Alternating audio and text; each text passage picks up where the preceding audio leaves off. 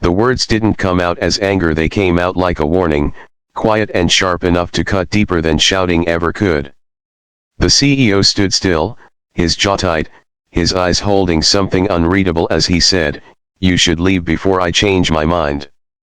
And in that moment, the room felt smaller, heavier, as if the air itself was deciding whose side it was on. If you were standing there, would you walk away with dignity, or would you stay and fight for something already slipping through your fingers? Samantha froze where she stood, her heart pounding so loudly it drowned out the faint hum of the city beyond the glass walls. This wasn't how she imagined it would end, not after 3 years of late nights, missed holidays, and believing that loyalty meant something in a place like this.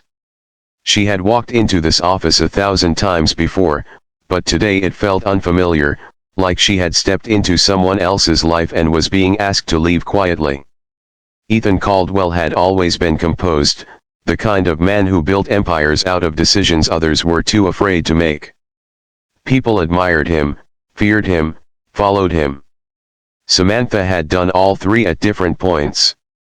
But today, there was something different in his eyes, something conflicted, almost human, buried beneath the steel exterior he never let crack. She swallowed hard, forcing herself to breathe. The accusation still lingered in the room, unspoken but loud enough to echo. Company data leaked, trust broken, betrayal assumed. And somehow, her name had been dragged into it like a stain she couldn't wash off. She had tried to explain, tried to make him see the truth, but every word seemed to fall apart before it reached him. 3 years. That's how long it had taken her to climb from a junior analyst to someone he trusted enough to sit across from him. 3 years of proving she belonged in a world that never quite welcomed her. And now, in less than 3 minutes, it was all unraveling. She thought about the nights she stayed back when everyone else left, the weekends she spent fixing problems no one even knew existed, the quiet pride she felt when Ethan nodded in approval during meetings. It hadn't just been a job to her, it had been a chance, a future, a way out of everything she had left behind. And now he was asking her to walk away like none of it mattered. Ethan turned slightly, running a hand through his hair as if even he was struggling to hold onto his decision.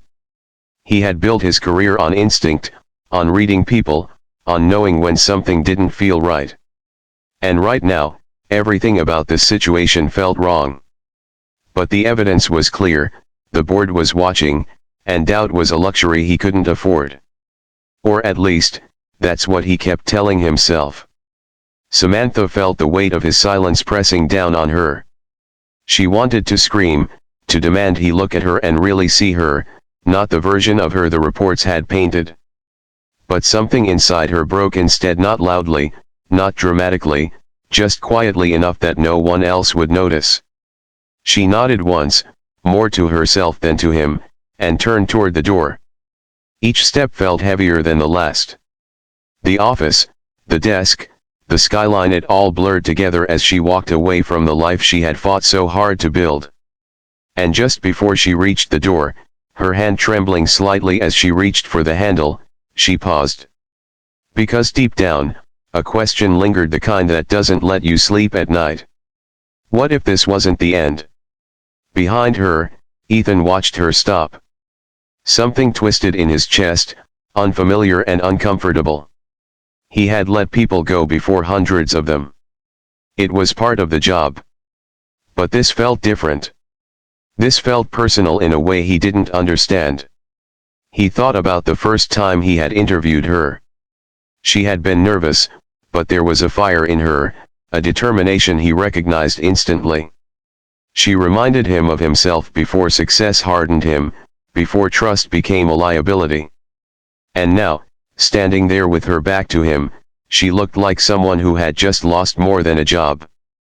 "Wait," he said, the word escaping before he could stop it. Samantha turned slowly, hope flickering in her eyes despite everything. Ethan hesitated. This wasn't how he operated. Doubt wasn't something he entertained, especially not in situations like this. But something in him refused to let her walk away so easily. "There's something that doesn't add up," he admitted, his voice quieter now. It wasn't an apology. Not yet. But it was enough to crack the wall between them. What followed wasn't immediate resolution or dramatic redemption. It was messy, uncertain, and filled with moments where it would have been easier to give up. Samantha stayed not because she was asked to, but because she chose to fight for the truth. And Ethan, for the first time in a long time, chose to question his own certainty. Days turned into weeks as they unraveled the truth together. And when it finally surfaced, it wasn't just a mistake, it was a calculated move by someone else, someone who had used Samantha as a convenient scapegoat. By then, the damage had already been done. Ethan stood in the same office weeks later, the same city stretching endlessly beyond the glass. Samantha stood across from him again, but this time, the silence felt different.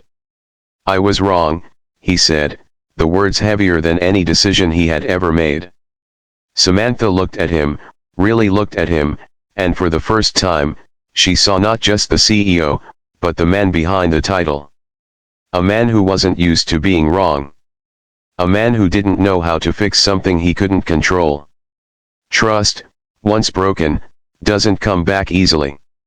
She had every reason to walk away now. To leave him standing there with his regret and rebuild her life somewhere else. And maybe, in another version of this story, that's exactly what she would have done.